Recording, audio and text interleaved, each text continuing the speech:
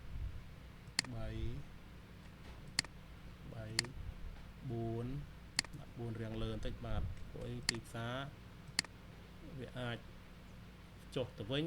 ឬក៏វាអាចឡើងប៉ុន្តែឥឡូវតាំងពីឥឡូវសង្គ្រាមរវាងសហរដ្ឋអាមេរិកនិងអ៊ីរ៉ង់ចាប់ផ្ដើមផ្ទុះទៀតហើយបែបទីផ្សារអាចប្រេងហ្នឹងអាចឡើងទៀតបាទអញ្ចឹងអាចឡើងបន្តិចទៀតបាទអញ្ចឹងអានេះទីម៉ានទី5ដាក់ទី5នេះចុះដាក់ឆ្ងាយពេកបងប្អូនដាក់ខ្លីបាទណាដាក់តនេះសិនចុះបាទជួនកាលយើងអាចមានរលកធំត្រេះមួយទៀតយើងអាចរាប់ថានេះ1 2 3យ៉ាងទៀតយើងថាយើងយកប៉ុណ្ណឹងសិនចុះឥឡូវខ្ញុំយកប៉ុណ្ណឹងសិនចុះយើងកុំឲ្យថាកុំឲ្យតន់ដាក់មកនេះអីបាទហ្នឹងចំពោះ time frame daily បាទឥឡូវយើងមើល time frame 4 ម៉ោងម្ដងមើល4ម៉ោងខ្ញុំលុបអននឹងចេញបាទបើសិនជាអត់លុបទេពិបាកវិភាគដោយសារបើសិនយើង break មើលទៅខ្ញុំវិភាគកាលពីប្រហែលខែមុនសង្គ្រាមអ៊ីរ៉ង់ចាប់ផ្ដើមនេះសង្គ្រាមអ៊ីរ៉ង់ចាប់ផ្ដើមចាប់ពីនេះទៅចាប់ផ្ដើមពីហ្នឹងទៅទីផ្សារប្រេងឡើងដល់កឡើងមកខ្ញុំវិភាគមុនថាចុះវិញថាចុះបើសិនជាសង្គ្រាមអត់មានសង្គ្រាមអាចចុះមែនប្រេងអាចចុះតើអាចចុះពី50ពី60មកអាចចុះប៉ុន្តែតាំងពីសង្គ្រាមទៅវាឡើងរហូតទៅដល់100នេះអានេះ119 ជិត$120ក្នុងមួយបារ៉ែលហ្នឹងចឹងឥឡូវវាចុះមកបន្តិចហើយចុះមកបន្តិចឥឡូវវាឡើងទៅវិញដោយសារសង្គ្រាមប្រហែលថ្ងៃទៀតវារវាងអាមេរិកនិងអ៊ីរ៉ង់ខ្ញុំលុបចោលហ្មងបាទលុបចោល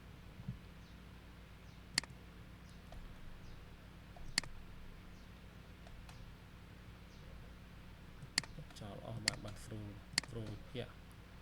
តាមពិតបើសិនជាមិនបាច់លុបចោលក៏បានមួយត្រឹមនេះវាវិភាគនៅក្នុងtime frame តូចវាការរាប់រលកទូនៅក្នុងហ្នឹងវាត្រឹមត្រូវហើយបាទប៉ុន្តែនេះនៅធំវាធំហ្នឹងយើងរាប់ថា1 2ម៉ាញ់ពី time frame នេះ time frame weekly យើងរាប់ថា1 2ហ្នឹងយើងត្រូវតែដាក់វាមកវិញចឹងដែរហ្នឹងបាទដាក់វាមកវិញចឹងដែរបុះក្នុងទូនេះយើងចង់មិនបាច់លុបក៏បានដែរព្រោះជួនកាលវិភាគវាត្រឹមត្រូវហើយនេះជួនកាលនេះដូចវាអននេះអីត្រឹមត្រូវនេះតាមអនហ្នឹង chẳng nằm vẹo với tăng ở những lốp chào là món các bạn lốp chào tăng pin tới các bạn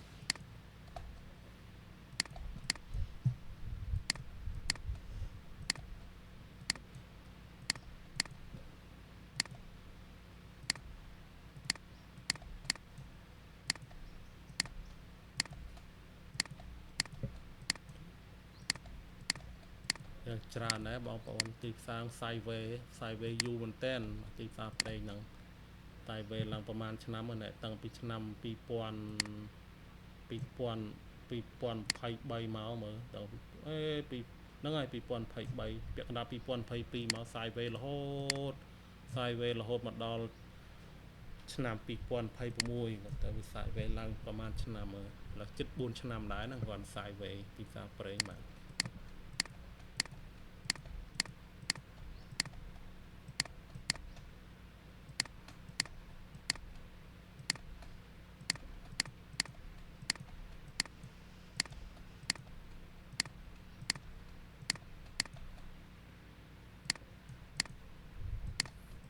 លុបចោលហ្នឹងរកស្អាតទៅបាទយើងបរិចមកមកនេះធំអញ្ចឹង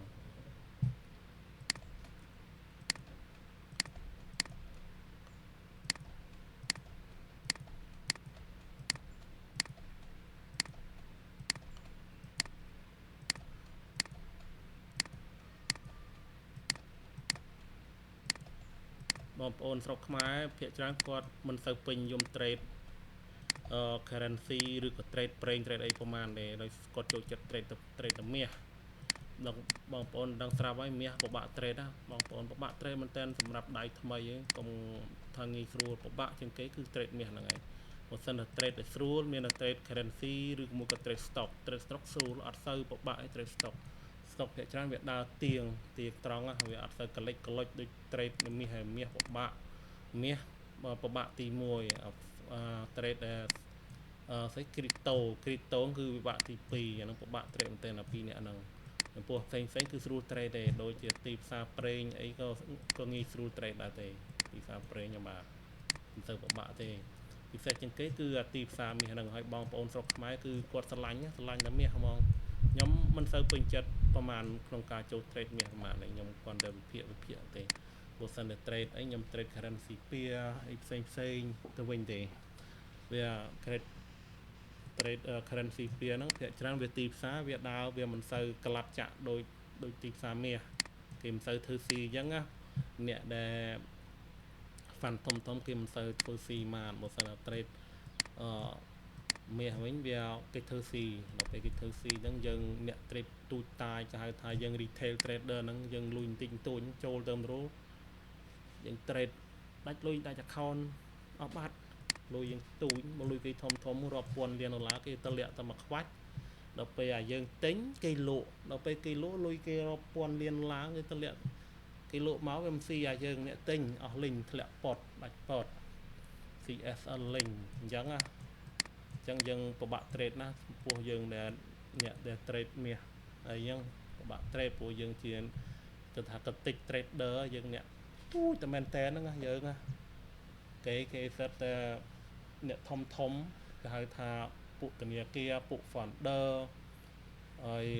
ជួនកាលរដ្ឋាភិបាលក៏ trade ដែររដ្ឋាភិបាលប្រទេសក្រៅរដ្ឋាភិបាលស្រុកគេដូចជាអាមេរិកដូចជាអូស្ត្រាលីកាណាដាអីពួកស្ថាប័នរដ្ឋាភិបាលគេ trade ដែរហ្នឹង trade forex trade មាស trade អីអញ្ចឹងដែរហ្នឹងពួកគេ trade យកលុយសម្រាប់បម្រើជាតិគេបម្រើជាតិស្រុកខ្មែរអញ្ចឹងបើសិនជាមានលុយ trade អញ្ចឹងដែរល្អដែរបាទ trade យកលុយមកដាក់បម្រើជាតិទៅបាទបើសិនជាយើងមានលុយច្រើនបើសិនជាមានកម្មវិធី trade ចឹងល្អបើធនាគារធំនៅស្រុកគេគឺ trade បាទធនាគារធំស្រុកគេដូចជានៅលោកគ្រូកៃគាត់និយាយថាគាត់ធ្លាប់ trade ឲ្យធនាគារ5ឆ្នាំគាត់ធ្វើការឲ្យខាង trade ហ្នឹងគឺ trade មួយយប់ចូលមួយយប់ក៏ចូល 5% ហ្នឹងគឺល្មមជួនកាលមួយយប់តែធនាគារគេសម្បូរលុយមិនគេ trade ទឹកតែលានដុល្លារនៅមួយយប់ជួនកាល10លាន20លានដុល្លារមួយយប់ហើយគេ ដល់ពេល trade ចំណេញមកគេបើកឲ្យយើងអ្នកធ្វើការអ្នក trader ធនាគារហ្នឹងក៏រៀងច្រើនដែរអញ្ចឹងណាបើសិនជាធនាគារស្រុកខ្មែរគេមានលុយច្រើនអីយក trade អញ្ចឹងទៅរកជ្រើសរើសអ្នកដែលមានសញ្ញាបត្រមកស្រុកក្រៅខាង trader ខាងអីអញ្ចឹងពួកស្រុកគេមានបរិញ្ញាខាង trade គេរៀនជាសាកលវិទ្យាល័យគេរៀនស្អីគេហៅថាបរិញ្ញាបត្រឬក៏អនុបណ្ឌិតខាង trade អញ្ចឹងមកគេមានសញ្ញាបត្រអញ្ចឹងណាបើស្រុកខ្មែរយើងអត់ទាន់មានបើសិនជាអនាគតមានអីល្អសម្រាប់បម្រើឲ្យបងប្អូនជំនាន់ក្រោយកូនខ្មែរជំនាន់ក្រោយគាត់ចេះជាច្បាស់ទៅគាត់អាចរកប្រាក់ចំណូលពីវិស័យ trade បានបាទដោយសារគាត់មានចំណេះដឹងឲ្យច្បាស់លាស់អញ្ចឹងដូចនៅសិង្ហបុរីនៅម៉ាឡេគេមានសាកលវិទ្យាល័យគេបង្ហាត់ពី trade ហ្នឹងបាទគេបង្ហាត់រៀន4ឆ្នាំ6ឆ្នាំច្បាស់លាស់ដល់ពេលអញ្ចឹងចេញមកគឺច្បាស់លាស់ពីគេមកមិនដូចស្រុកយើងធម្មតាស្រុកយើងចេះតែបន្តិចបន្តួចអីជួនកាលចេះតែយុទ្ធសាស្ត្របោនយុទ្ធសាស្ត្ររ៉ែងយុទ្ធសាស្ត្រ TCE ទៅបន្តិចបន្តួចហ្នឹងចេញមកទៅតែ broker មកទៅ broker ចេះតែយុទ្ធសាស្ត្រ1 2ហ្នឹងដើរក្លុកគេតែមួយយុទ្ធសាស្ត្រ$500 $300បង្ហាត់គេយកលុយបើកឲ្យព្រាតអញ្ចឹងទៅនឹងស្រុកខ្មែរយើងរៀនបន្តិចបន្តួចទៅក៏ចេញមកសិតតែធ្វើ broker អ្នកដើររកទីផ្សារអ្នកដើររកសមាជិកនឹងស្រុកខ្មែរខ្ញុំសុំទោសសុំនិយាយតិចចុះបាទខ្ញុំក៏ធ្លាប់គេឲ្យធ្វើអញ្ចឹងដែរប៉ុន្តែខ្ញុំអត់មានចំណូលដោយអត់មានចំណូលចូលចិត្តបាទដោយសារយើងចេះវាណាមួយយើងចេះខ្លួនឯងវាមិនច្បាស់ផងយើងទៅឲ្យទៅធ្វើអញ្ចឹងធ្វើអត់កើតបាទធ្វើអត់កើតអត់មានចំណូលចិត្តធ្វើអញ្ចឹងបាទក៏មកធ្វើជាអ្នក trader អីធម្មតាអញ្ចឹងទៅ trade ខុសទៅត្រូវក៏ត្រូវទៅខ្លួនឯងអីខ្លួនឯងបាទឥឡូវខ្ញុំវិភាគបន្តបាទវិភាគតយកនេះយកហើយខ្ញុំ copy ម្ដង copy មកមក copy មកចាញ់ដល់នេះមួយទៅទេយកភាសាទៀត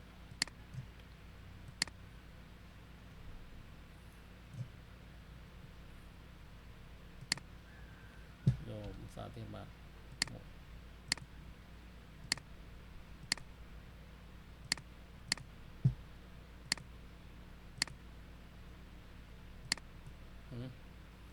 តែបាត់ហើយ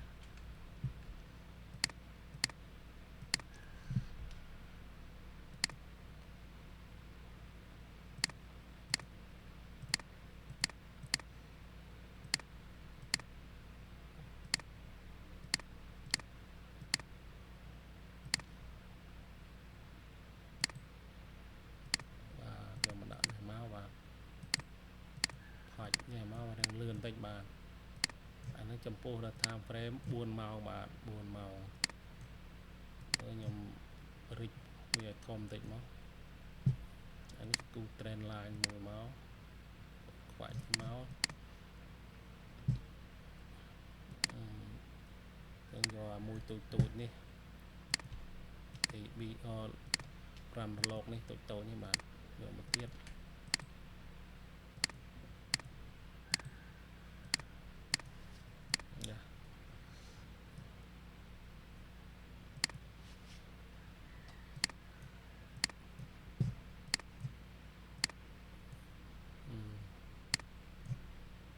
ខ្ញុំរាប់រលកទី2សិនបាទទី2សិនដោយសារវាញ៉ៃតិចទី2វិស័យវេបាទអញ្ចឹងខ្ញុំរាប់សិនបាទ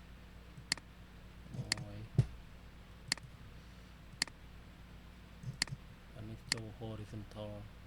corrective horizontal triangle បាទ A B C D E បាទខ្ញុំខ្ជិលដាក់ A B C ខ្ញុំមករាប់អានេះទៀតហ្នឹងក៏ចូលដែរចូលអាលក្ខណៈអញ្ចឹងដែរមើលមិនអាចចូលទៅដល់បានតាមមើលមកអាចចូល A B C ធម្មតាឬមួយយ៉ាងម៉េច A B C ខ្ញុំសាកមើលគូវាសិនមកអូដាក់ A B C ធម្មតាសិនណាបាទបើសិនវាធ្លាក់មកទៀតចាំគិតទៀត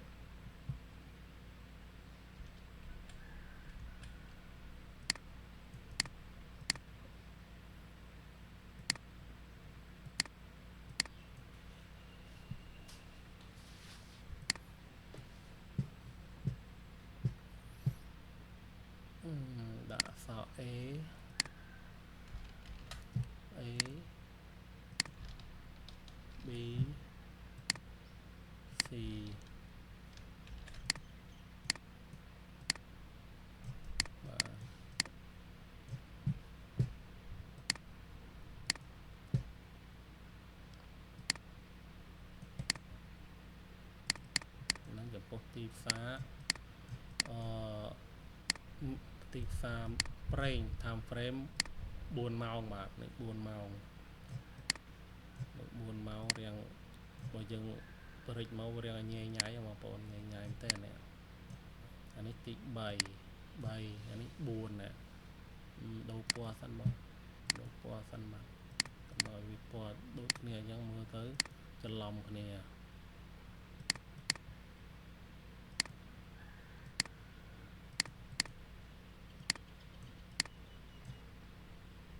បាទអានេះវាអាចចូលទៅចាប់រលកទី5ទៀតអូរលក5រលកទៀតនៅក្នុងនេះដោយសារវាមានសង្គ្រាម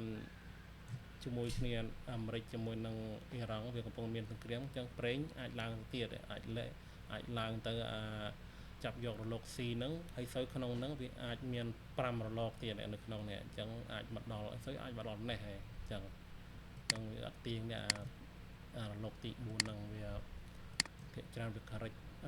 corrective ហើយវា sideways ទៀតបាទអញ្ចឹងខ្ញុំគិតថាវាអាចចូល5រលកនៅក្នុងហ្នឹងទៀតបាទអញ្ចឹងខ្ញុំរាប់តែប៉ុណ្្នឹងសិនចុះអាហ្នឹងចំពោះដល់ទីផ្សារប្រេងចំពោះ time frame 1ចំពោះ time frame 4ម៉ោងឯណា copy មិនទៅដល់ណា load ដល់ណាបាត់អូនៅនេះពាក់តាំងពីប្រហែលខែមុនទុកចោលមុនកើតសង្គ្រាមទៀតមិនដែលបានវិភាគតបាទពេលអញ្ចឹងរត់ចំឃើញ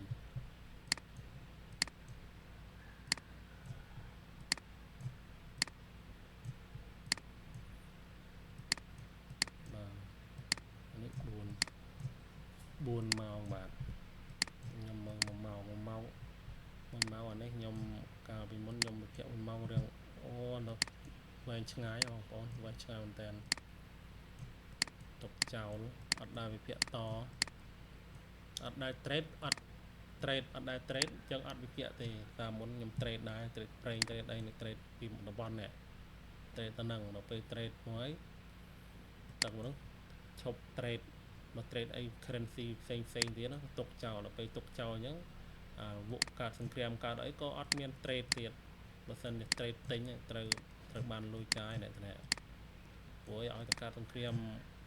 អាមេរិកនិងអ៊ីរ៉ង់ហើយប្រេងឡើងបាទប្រេងឡើងឥឡូវខ្ញុំលុបចោលហ្មងលុបចោល time frame 1ម៉ោងខ្ញុំចាំខ្ញុំ copy time frame 4ម៉ោងវិញបាទខ្ញុំលុបចោលវាសិនចោលនេះ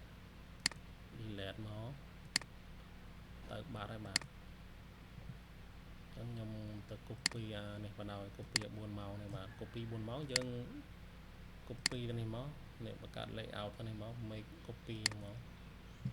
ហើយដាក់ម៉ោងមកបាទម៉ោងឲ្យកែតម្រូវនេះមកកែតម្រូវវានេះដាក់1ម៉ោងវិញជាមកនេះក៏កែតម្រូវដែរដាក់1ម៉ោងដែរបាទ1ម៉ោងអញ្ចឹងទៅ1ម៉ោងហើយយើង save វាខ្វាច់អញ្ចឹងទៅអានោះកាត់1ម៉ោងតាមប្រេង1ម៉ោងហ្នឹងដូចជា1ម៉ោងដូចជាមិនបាច់រាប់ទៀតទៅដឹងបងប្អូនមើលដូចជាវាអត់មានអីត្រូវរាប់ទៀតដូចវាលំបិតកាលពី time frame 4ម៉ោងហើយនេះបើសិនជាលំបិតទៅបន្តិចលំបិតអាត្រង់ដល់រលក B បន្តិចហ្នឹងឯងរលក B នេះ1អាច1ទៅនេះអត់ទេសាក់មើលបន្តិចមើល1 A B C D E អូមិនបាច់ទេមិនបាច់រាប់អញ្ចឹងទេរាប់ A B C ធម្មតាទៅបាទ A B C ធម្មតានេះរាប់បញ្ចូលទៅនេះមកអានេះ A នេះ B នេះ C ទៅនេះមកបាទមិនសិនចង់រាប់ប៉ុនមិនបាច់រាប់ទេដោយសារអានេះវាទីផ្សារវាកន្លងផុតហួសទៅហើយបាទយើងសំខាន់នេះ អូទីផ្សារចាប់ដើមចុះវិញហើយធ្លាក់ចុះហ្នឹងចុះហើយអញ្ចឹងបងប្អូនអាចតែតនេះអាចចាប់អាចចាប់ជារលកទី2នៅម្ដុំនេះទី2នៅម្ដុំនេះទី3នេះទី5នៅតនេះអញ្ចឹងខ្ញុំរាប់ឲ្យហើយសាក់មើលឲ្យហើយនោះវាទៅដល់អ្វីដូចយើងគិតយើងវាស់Fibonacci retracement មកដើម្បីចង់ដឹងថាតើវាមកដល់ដំណើរភាគច្រើនទីផ្សារនេះមកដល់ត្រឹមនេះអីត្រឹមនេះឬមួយត្រឹមនេះប៉ុន្តែយើងដាក់ស្មានទៅបើសិនបងប្អូនចង់ទិញយើងដាក់ buy limit អីទៅនេះមកដាក់ buy limit ចាំលេខទៅណាដាក់ buy វាស់ទាំងមកគួយចាំត្រឹងទៅដាក់ buy limit ទៅដាក់ buy limit ទៅដល់ពេលធ្លាក់មកទៅហ្នឹងយើងហើយបាទ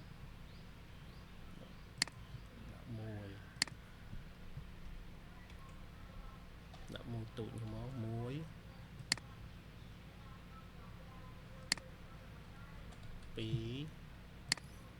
ដាក់3នេះចុះ3 5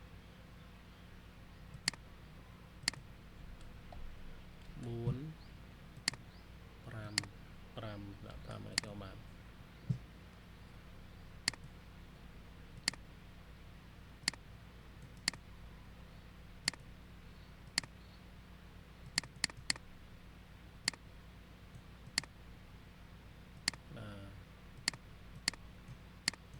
ស្អែកវាមិនវិញមកtime frame 1 ម៉ោងបាទ1 ម៉ោង time frame 1 ម៉ោង